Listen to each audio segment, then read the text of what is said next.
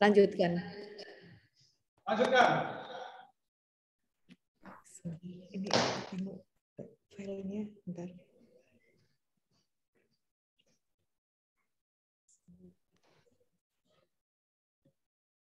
Belum siap, gerak.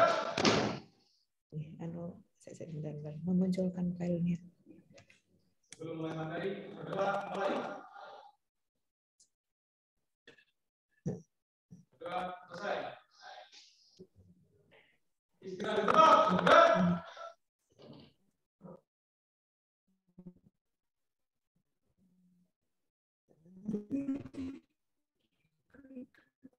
Oh iya. Dia Pak. Ini. Yang mana? Aduh sampai.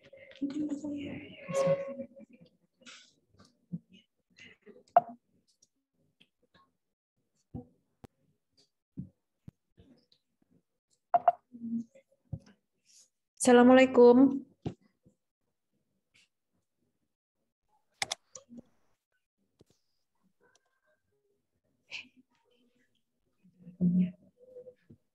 Skip dulu ya. Mana? Skip dulu. Ya.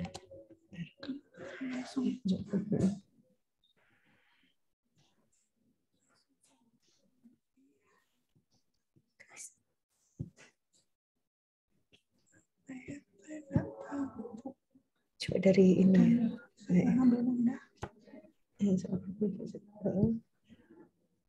Susah ya.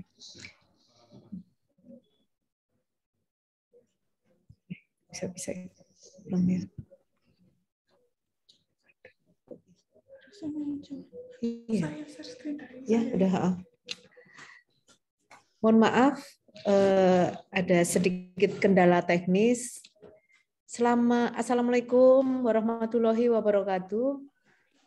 Selamat pagi. Salam sejahtera bagi kita semua.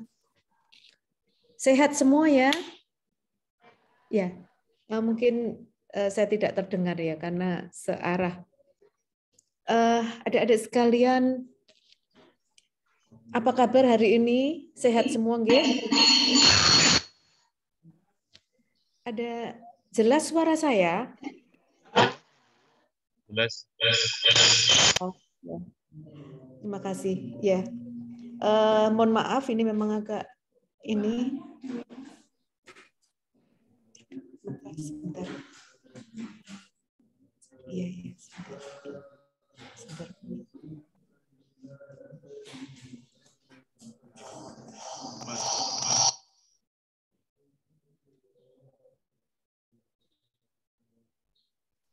Mohon maaf, ini ada sedikit trouble di laptop saya.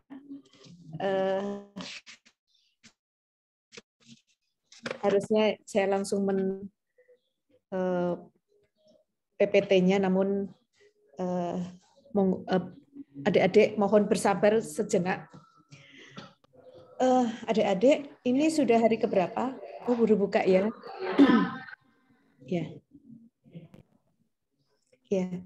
Mungkin saya hanya ingin sharing ya sifatnya dengan memberikan materi terkait dengan kebijakan pengembangan sumber daya aparatur dan nilai ASN. Katanya tak kenal maka tak sayang. Izinkanlah saya mengenalkan terlebih dahulu pada adik-adik sekalian. Saya menyebutnya adik-adik saja ya, karena saya yakin adik jauh di bawah saya, mungkin seumuran anak-anak saya. Adik-adik sekalian, ada materi, ada yang ingin saya sharingkan, yaitu terkait dengan kebijakan pengembangan sumber daya aparatur dan nilai-nilai ASN. Tentunya adik-adik nanti juga akan lebih banyak mendapatkan materi ini secara in class, namun mungkin saya akan sedikit saja men-share hal-hal yang apa ya, yang intinya secara umum ya. Mbak Ratna, Bisa kita share materinya, Mbak Ratna? Mbak Ratna? Ya, Mbak Ratna mendengar saya?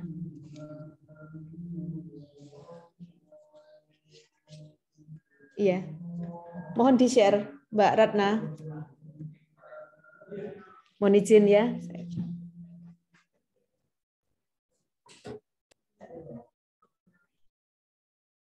Oke.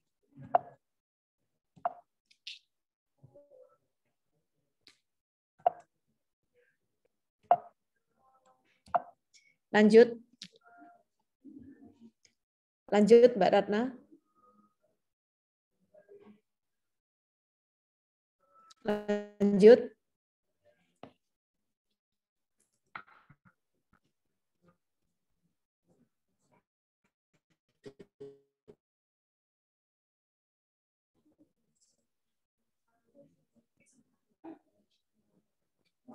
Strategis, ada era yang namanya VUCA. VUCA itu adalah singkatan dari volatility, kemudian uncertainty, kemudian complexity dan ambiguity. Ya, artinya apa? Era ketidakpastian, era ketidakjelasan. Mungkin satu persatu akan saya sampaikan. Uncertainly, bagaimana ASN mampu nantinya diharapkan bahwa ASN ini mampu menerapkan inovasi terbarukan seperti contoh pelayanan berbasis digital, inovasi-inovasi disruptif ya, misalnya terkait dengan pelayanan publik, ya. Kalau kita melihat basic ASN, ASN itu adalah singkatan dari aparatur sipil negara. Kemudian bahasa Inggrisnya itu apa bahasa Inggrisnya? Civil servant ya. Servant itu apa? Servant itu adalah melayani. Jadi ada tuntutan pada ASN bagaimana dituntut untuk mengabdi dan melayani. Melayani di sini bukan bersifat inferior ya. Melayani di sini adalah bagaimana melayani masyarakat melalui pelayanan publik yang prima. Karena ada tuntutan-tuntutan dari masyarakat terhadap para ASN, bagaimana kita memperlihatkan performa kita bahwa kita itu siap apapun yang diinginkan oleh masyarakat, karena kita ya istilahnya itu digaji dari uang rakyat ya, maka kita harus membuktikan dharma bakti kita ya kepada sebagai bentuk kompensasi dari apa yang telah mereka berikan kepada kita. Untuk jenis-jenis layanan tentunya menyesuaikan di mana adik-adik ini berada dalam institusi permanennya. Misalnya ada yang di dinas perizinan mungkin, kemudian ada di rumah sakit, ada di lingkup sekolah-sekolah. Artinya dengan berbagai tipikal masyarakat yang butuh pelayanan secara, kalau rumah sakit mungkin ada secara spesifik bagaimana seorang dokter, paramedis, kemudian juga perawat harus memberikan layanan yang maksimal. Ya tentunya ini membutuhkan effort, membutuhkan upaya dari adik-adik sekalian bagaimana performa kita dalam melayani secara baik ya. Ini tentunya tidak lepas dari penampilan ya, penampilan harus bagus, penampilan harus pantas mungkin, kemudian wajah mungkin harus kelihatan cerah walaupun dalam kondisi tidak baik-baik ya, tetapi masyarakat tentunya masyarakat tidak mau tahu.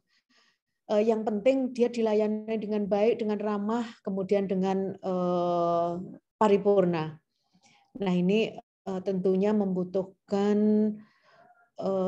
beberapa hal yang harus dimiliki. Salah satunya adalah nantinya kalau adik-adik sudah kembali ke instansi permanen, kemudian menjadi ASN penuh, bagaimana memenuhi kompetensi misalnya dalam bidang pelayanan, ya. Ini tentunya untuk memperkuat kompetensi yang telah dimiliki berkaitan dengan tupoksi ataupun peran yang dibebankan kepada adik sekalian. Kemudian complexity, ambiguity, volatility ini adalah hal-hal fenomena yang memang tidak bisa kita hindarkan saat ini. Adik-adik sekarang sedang menginjak dalam masa revolusi industri 4.0. Saya yakin semua belum ngeh ya dengan apa ini ya revolusi industri 4.0. Yang jelas revolusi industri 4.0 ini adalah merubah mindset kita bagaimana mengerjakan hal-hal yang dulunya bersifat manual untuk bertransformasi kepada pekerjaan berbasis digital. Ini tentunya kalau tidak didukung oleh kompetensi yang memadai kita akan kesulitan. Ini pun juga tuntutan kepada masyarakat kita tentunya. Masyarakat kita juga sudah pintar-pintar loh, pintar-pintar mengoperasikan digitalisasi, kemudian juga sudah banyak yang melek IT. Tentunya kalau kita tidak mengantisipasi bahwa kita juga mampu melayani dengan piranti-piranti yang berbasis IT, kita akan banyak komplain tentunya dari kemudian industri atau revolusi industri 4.0 ini mungkin banyak yang masih tertatih-tatih. Sekarang kita sudah dihadapkan sebentar lagi pada industri 5.0. Nah, apalagi ini ya. Industri semua mengerucut pada sebuah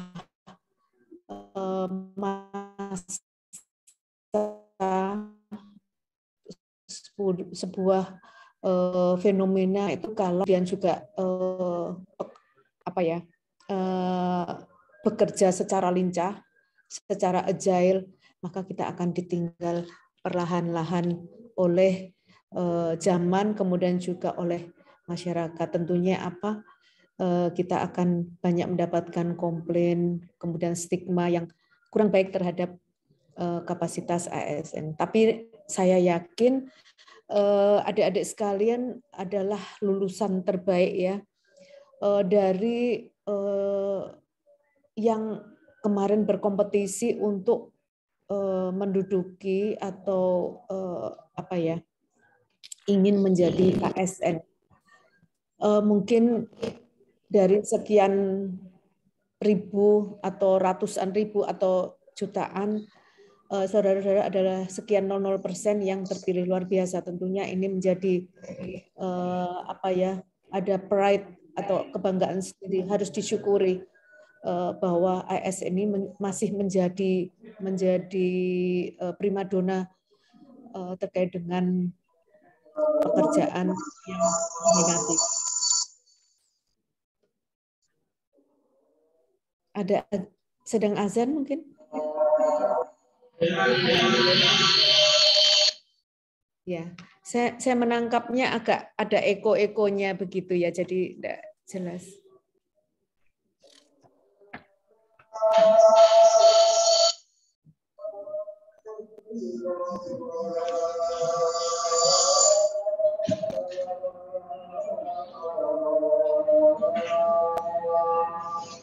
Kita berhenti dulu ya.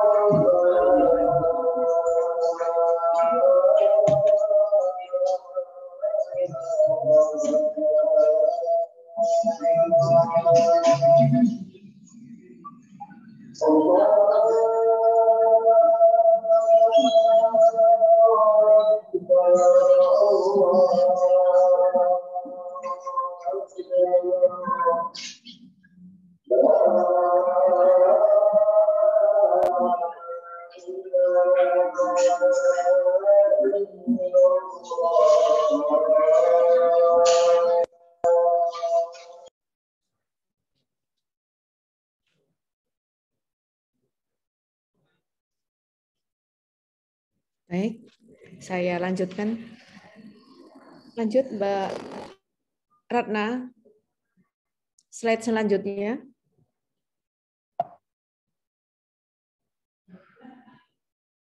Lanjut.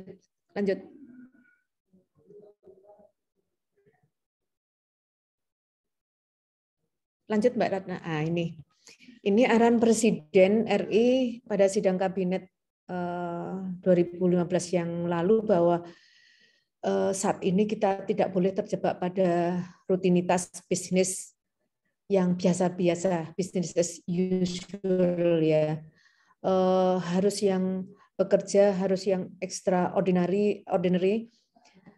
Kemudian juga kita bisa merubah menjadi tatanan baru, artinya tatanan baru yang lebih baik tentunya, pola-pola baru dan cara-cara yang baru. Ini semua akan menjadi tanggung jawab adik-adik sekalian sebagai generasi muda ASN ya, sebagai ASN muda. Lanjut Mbak Ratna. Lanjut. Nah, ini adalah peran ASN, aparatur sipil negara. ASN tentunya harus paham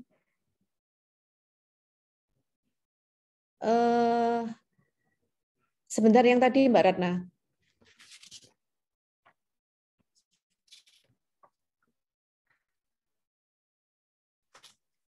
Mundur ya. Mundur tumpuan. Nah, ASN tentunya harus paham fungsi dan perannya. Seperti apa? Dia harus mampu mendukung kementerian, lembaga pemerintah, non-kementerian, ataupun pemerintah daerah. Ini tentunya sangat berkaitan dengan lingkungan strategis era VUCA sekarang ya. Sesuatu atau kebijakan yang dihasilkan yang mungkin menempel di RPJM maupun di RPJMD yang merupakan skala prioritas, ini muaranya semua adalah bagaimana mendorong terwujudnya kesejahteraan bagi masyarakat. Ini terkait dengan peran dan fungsi tentunya dalam Undang-Undang ASN sudah disebutkan bahwa ASN harus mampu melindungi segenap bangsa Indonesia dan seluruh tumpah darah Indonesia. Melayani tidak boleh tebang pilih, semua harus dilayani, semua level stakeholder harus dilayani, kemudian semua level atau golongan masyarakat harus mendapatkan layanan secara adil dan tentunya maksimal. Kemudian juga memajukan kesejahteraan umum, mencerdaskan kehidupan bangsa, semua adalah bertumpu pada tanggung jawab adik-adik sekalian. Yang mohon maaf, ini mayoritas peserta berasal dari pendidikan atau kesehatan ya? Mohon maaf saya lupa. Ya, saya tidak bisa menangkap ya apapun. Dari mana? Guru? Oh iya.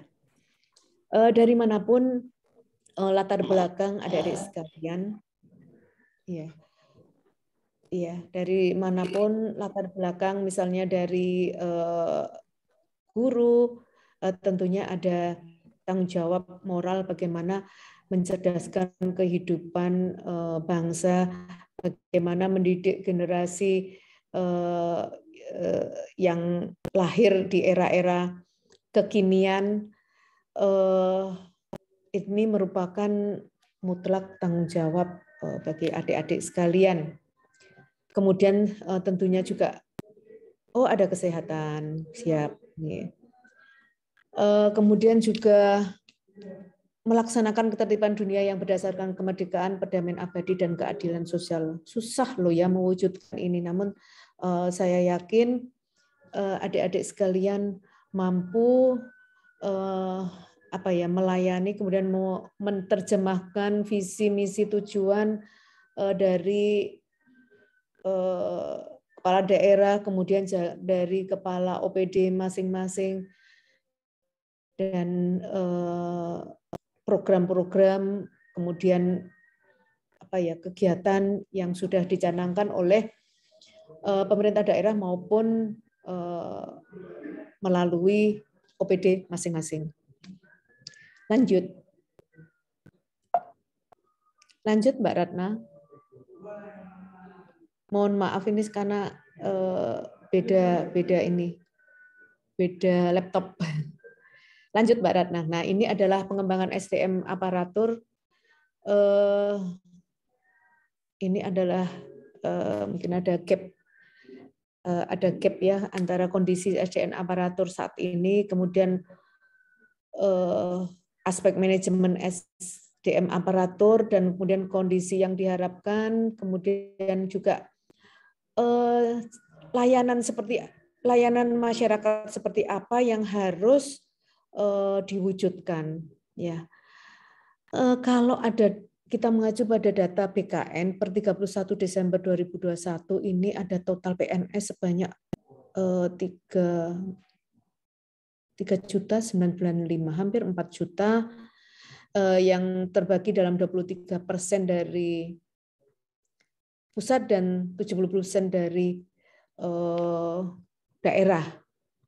Kemudian juga kualitas distribusi dan komposisi pegawai saat ini kita akui, walaupun sekarang sudah mulai ya, saat itu memang belum melalui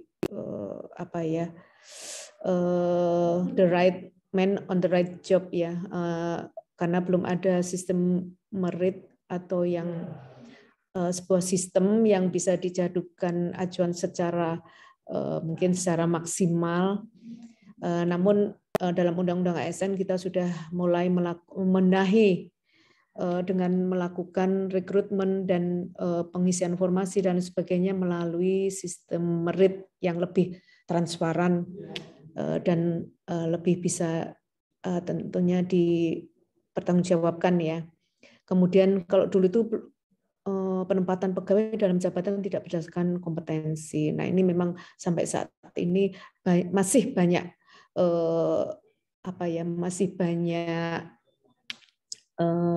terjadi, namun perlahan kita akan mulai menata ya, menata bahwa ASN nanti harus disesuaikan dengan talenta yang dimiliki.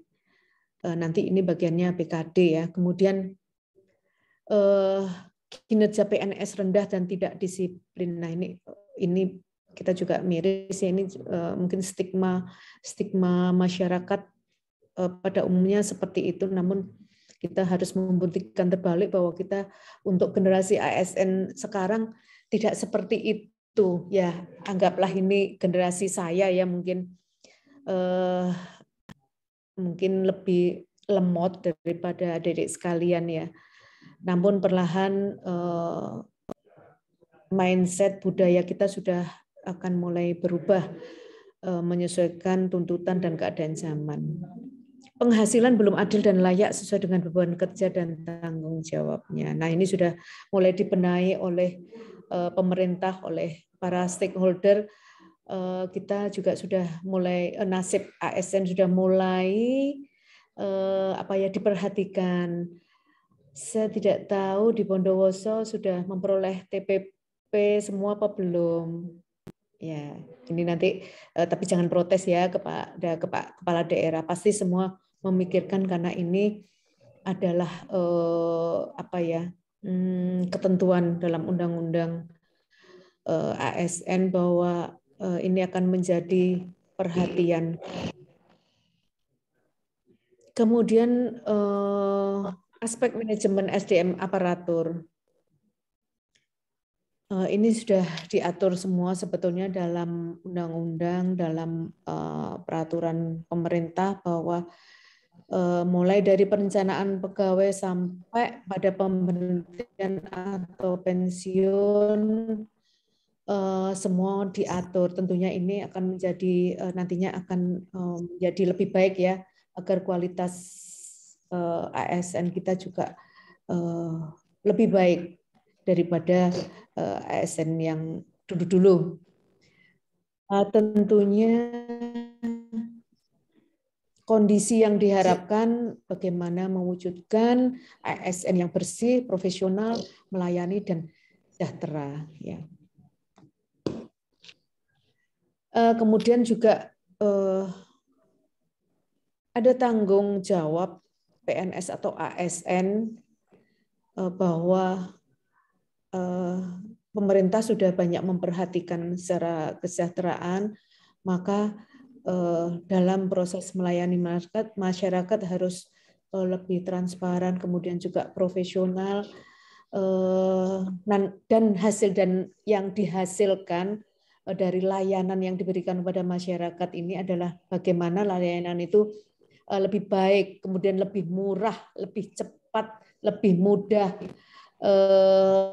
lebih aman, kemudian nyaman, kemudian hospitable ya, lebih lebih melayani. Ya tentunya ini menjadi tanggung jawab kita. Kita itu ya, ini kalau saya melihat para latsar CPNS peserta ini kebanyakan adalah terlahir dari generasi Z ya, zilenial ya. Setelah milenial, zilenial. Zilenial itu kira-kira tahun 98 ya, 97 98 itu masuk generasi Z. Kalau milenial itu ingat saya 94 sampai ya sebelumnya lah pokoknya. Zilenial itu adalah generasi punya karakteristik ya yang paling menonjol itu idealis. Nah ini idealis sangat artinya idealis itu sangat bagus, namun idealisme tentunya harus diikuti dengan berbagai ini ya pertimbangan antara lain dengan etika, dengan hal-hal yang jangan sampai idealisme itu menjadi sebuah hal yang ekstrim ya, sehingga mengesampingkan hal-hal yang sepatutnya sepatutnya juga dilakukan oleh para ASN muda. Lanjut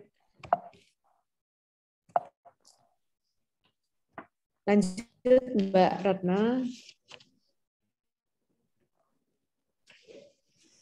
Lanjut.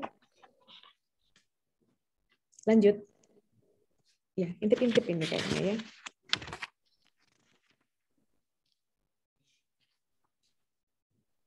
Ini sepintas terkait dengan sistem merit. Ini adalah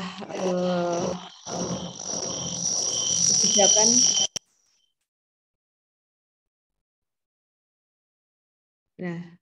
sistem merit tadi, sistem merit.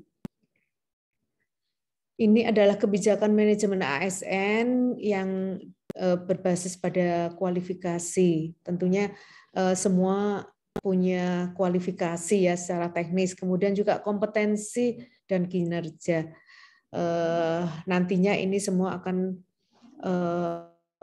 mendapatkan apa ya? Mendapatkan perhatian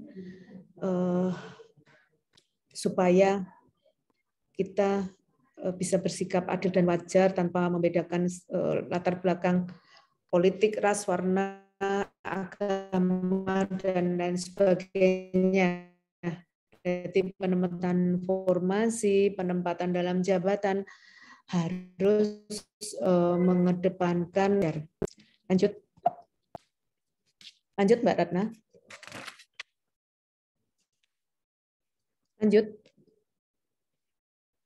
Lanjut. Nah, ini adalah pengembangan kompetensi ASN dalam pencapaian tujuan negara. Saya sampaikan sedikit ya bahwa di dalam Undang-Undang Nomor 5 Tahun 14 tentang Undang-Undang ASN ini ada kompetensi yang nantinya wajib diikuti oleh adik-adik ketika sudah berstatus sebagai PNS paripurna.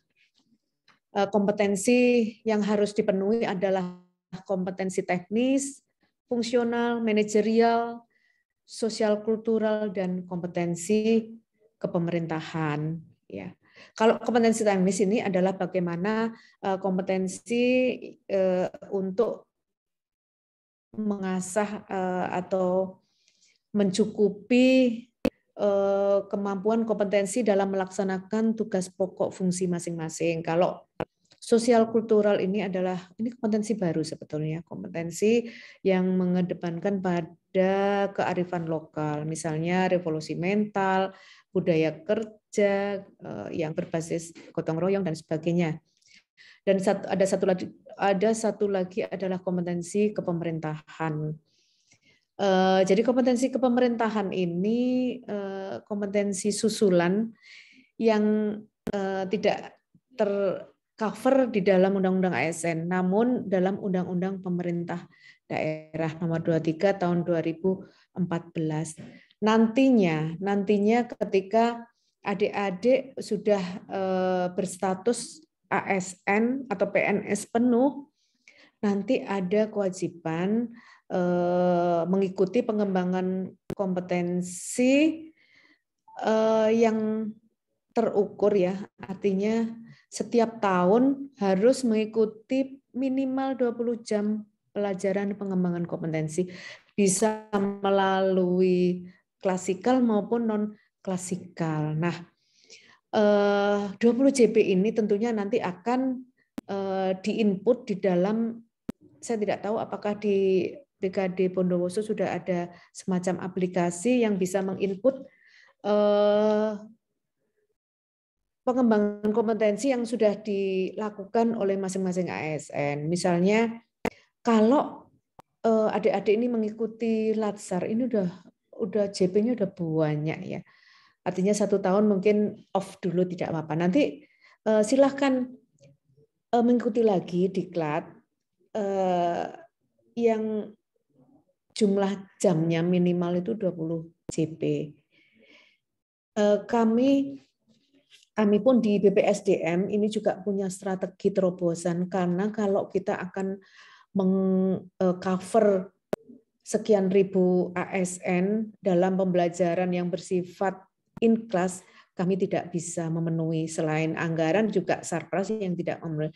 Namun kami punya strategi, kami punya namanya ASN belajar. Mungkin nanti bisa diikuti pada setiap hari Kamis ya, itu kami melaksanakan webinar bisa dikonversi menjadi 3 JP. Jadi kalau adik-adik mengikuti setiap minggu selama misalnya 7 kali berarti kalau diakumulasi sudah mencapai 21 JP. Sudah, artinya apa? Ini sudah bisa menjadi dasar bahwa adik-adik telah memenuhi kompetensi yang diwajibkan menurut undang-undang. Ya. Silahkan diakses melalui webinar yang kami laksanakan, free sertifikat, ya. Silahkan, dan ini ribuan pengikutnya karena mereka juga merupakan kebutuhan ya. 1 minggu sekali. Jadi ini masih banyak, masih sekitar 23-an kegiatan lagi, silahkan diikuti sampai nanti akhir Desember. Lanjut. Lanjut Mbak Ratna.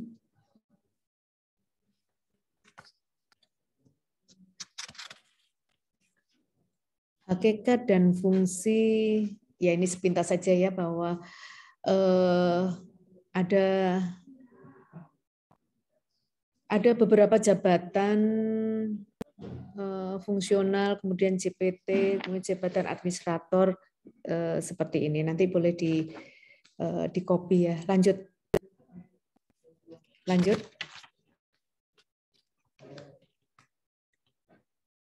Lanjut.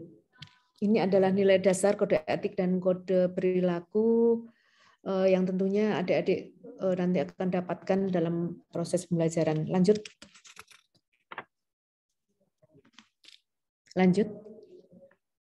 Nah, ini adalah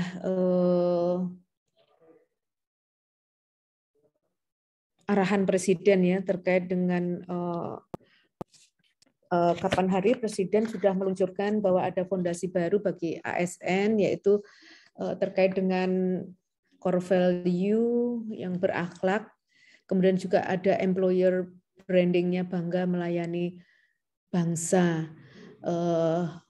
Berakhlak, saya yakin semua sudah hafal ini ya di luar kepala. Nah, ini tentunya tidak hanya merupakan jargon saja, namun harus dilaksanakan karena sangat relate ya, sangat relate dengan kondisi saat ini ya. Berorientasi pelayanan ya, berbasis hospitality ya, tentunya ini core value yang utama, ini harus berorientasi pada pelayanan. Kemudian juga akuntabel,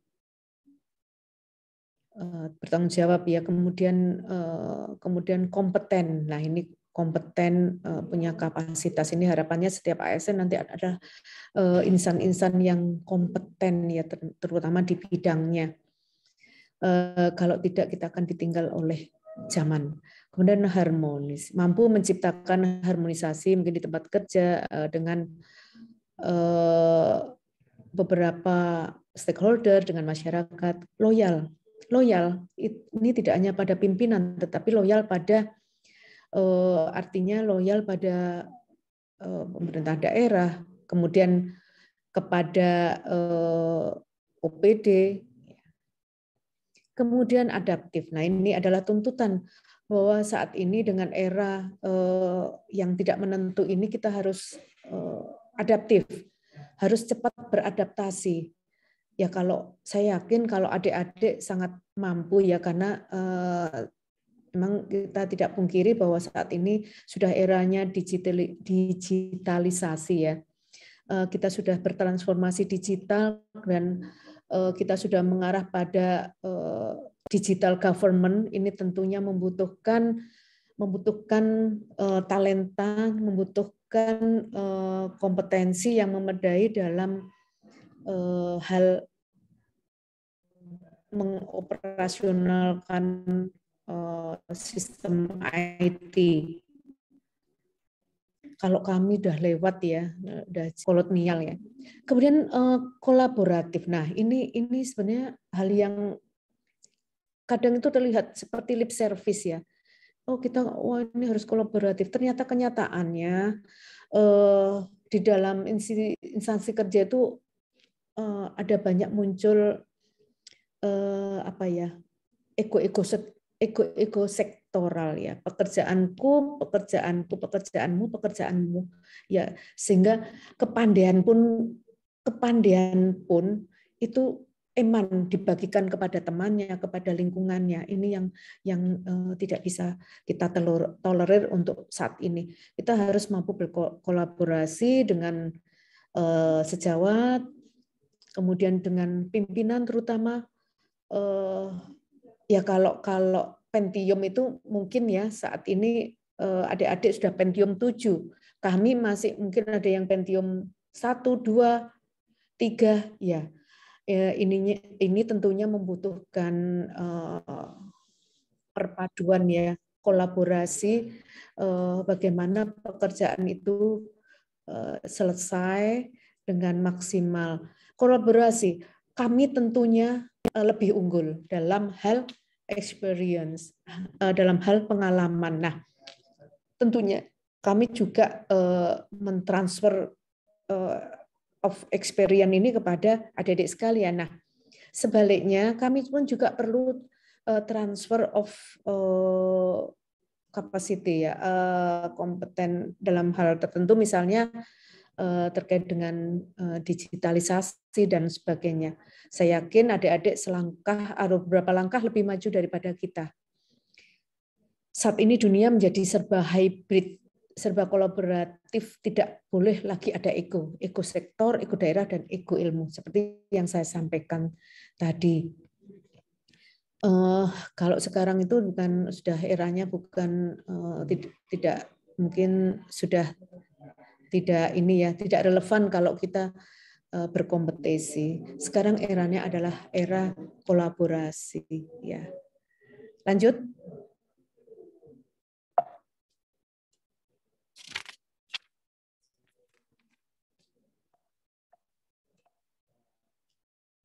Nah, ini adalah yang saya sebutkan kompetensi yang diwajibkan dicukupi oleh para ASN. Lanjut, Mbak Ratna.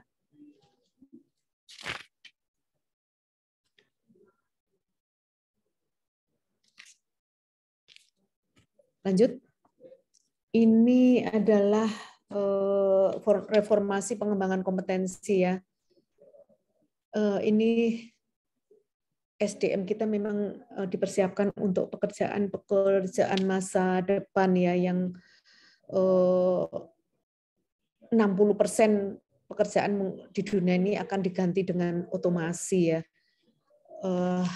Pekerjaan manual sudah nanti akan terkikis, tereliminir. Kemudian 30% pekerjaan di dunia akan digantikan dengan mesin robot, artificial intelligence, apalah ya istilahnya. Sekarang sangat dinamis sekali ya, dunia metaverse dan sebagainya. Saya sendiri mungkin tidak terlalu paham sekali. Nah, kita nanti tentunya 26 juta pekerjaan akan diciptakan oleh perdagangan online atau e-commerce. Ini kan tentunya ini pun harus selaras ya dengan kemampuan kita atau kompetensi kita yang harus diasah. Kompetensi yang diasah pun ini tidak hanya hard skill saja, namun juga meliputi soft skill. Susah. Ini pelajaran terkait dengan sikap dan perilaku nanti akan diterima oleh adik-adik sekalian. Nah, ini adalah gambaran pekerjaan yang semakin dibutuhkan. Ini juga nantinya sangat relate juga dengan pekerjaan-pekerjaan yang ada di lingkungan birokrasi, data analysis dan scientist. Yang mungkin bisa dibaca, yang intinya semua adalah berbasis digital. redundant, pekerjaan semakin menurun di Indonesia. Ini adalah jenis-jenis yang accounting, bookkeeping, and payroll clerks. Ya, ini yang dulu dikerjakan lewat manual-manual ini akan mungkin sudah mulai terkikis. Ya. Lanjut.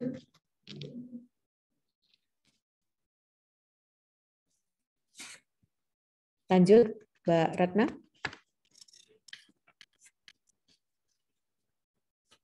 Lanjut, ya. Ya, lanjut saja kalau yang ini. Lanjut. Lanjut, Mbak Ratna.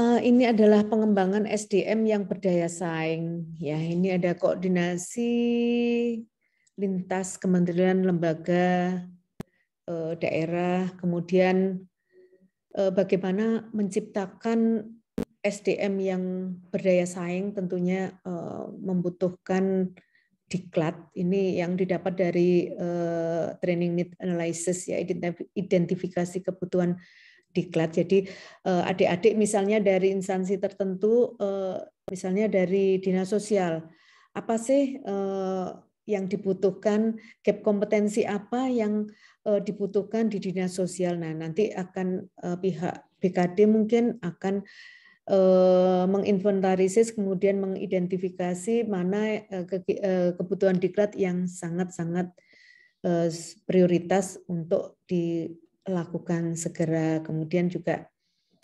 inovasi ini harus banyak nanti dilakukan oleh adik-adik supaya tidak jenuh, maka silahkan melahirkan kreativitas inovasi untuk mungkin pekerjaan akan lebih efektif, efisien. Kerjasama antar unit, ya ini terkait dengan penyempurnaan materi dan kebutuhan untuk kegiatan pengembangan kompetensi. Lanjut.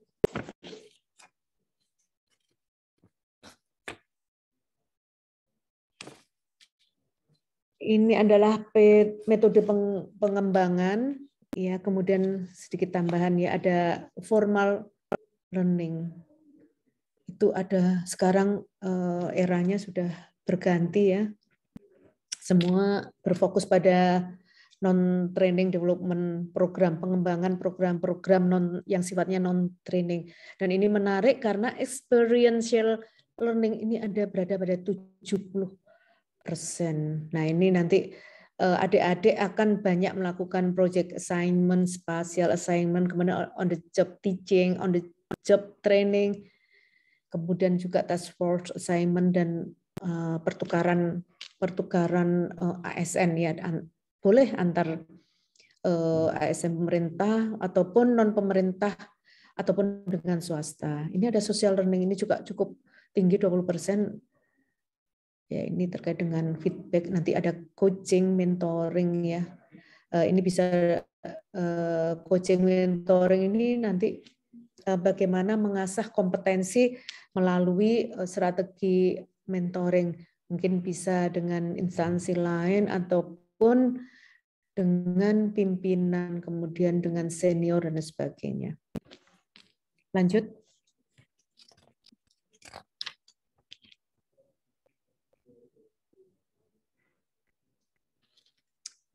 Lanjut. Nah, ini ASN Corporate University sebagai model pengembangan kompetensi new normal. Nah, ini pengembangan kompetensi bagi setiap ASN dilakukan paling sedikit 20 jam pelajaran dalam 1 tahun. Ini adik-adik, ini adalah regulasi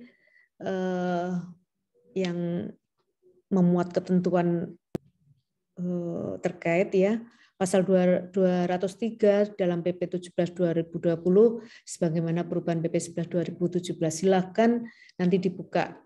Kemudian sekarang sedang ngetren, termasuk BPSDM Provinsi Jawa Timur juga sudah mengacu pada corporate university yang berbasis SDGs, Sustainable Development Goals pengembangan kompetensi dilaksanakan melalui pendekatan sistem pembelajaran terintegrasi. Artinya apa? Terintegrasi, kita bisa berkolaborasi dengan perguruan tinggi, bisa berkolaborasi dengan pemerintah daerah, dengan swasta, dengan semua stakeholder ya. Tidak terpanjang pada pemerintah daerah saja. Kemudian terintegrasi juga mempunyai makna seperti pembelajaran Latsar. Ini adalah model blended learning, kemudian ada pembelajaran MOOC, ada daring baik sinkronus maupun asinkronus dan sebagainya. Ini adalah bagian dari konsep corporate university. Lanjut. Ternyata lanjutnya tidak ada. Terima kasih. Adik-adik sekalian, saya sudah menyampaikan, mungkin tidak ada tanya jawab. Ingin terima kasih. Saya hanya menitipkan pesan bahwa kegiatan Latsar hanya seminggu, tolong diikuti dengan sepenuh hati, disiplin terutama, jangan sampai cedera ya dalam waktu nantinya 1 minggu. Akhirnya saya akhiri, sukses selalu, semoga semua menjadi PNS yang top dan paripurna. Terima kasih, saya akhiri. Wassalamualaikum warahmatullahi wabarakatuh.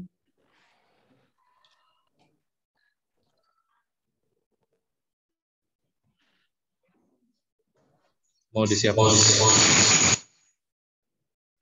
Ya.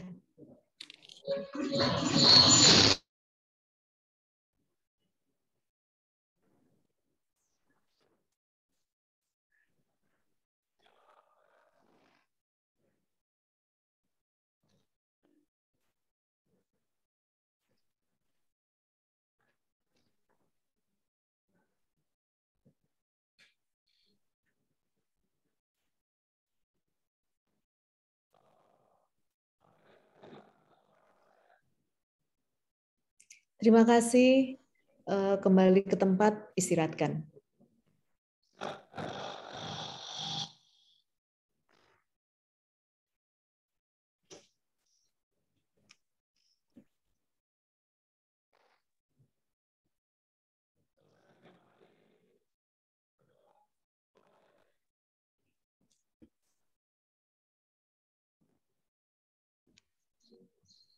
Selesai. Belum istirahat. Istirahat di tempat. Gerak. Mohon izin adik-adik, saya pamit undur dulu. Saya mungkin leave. Terima kasih ya. Assalamualaikum.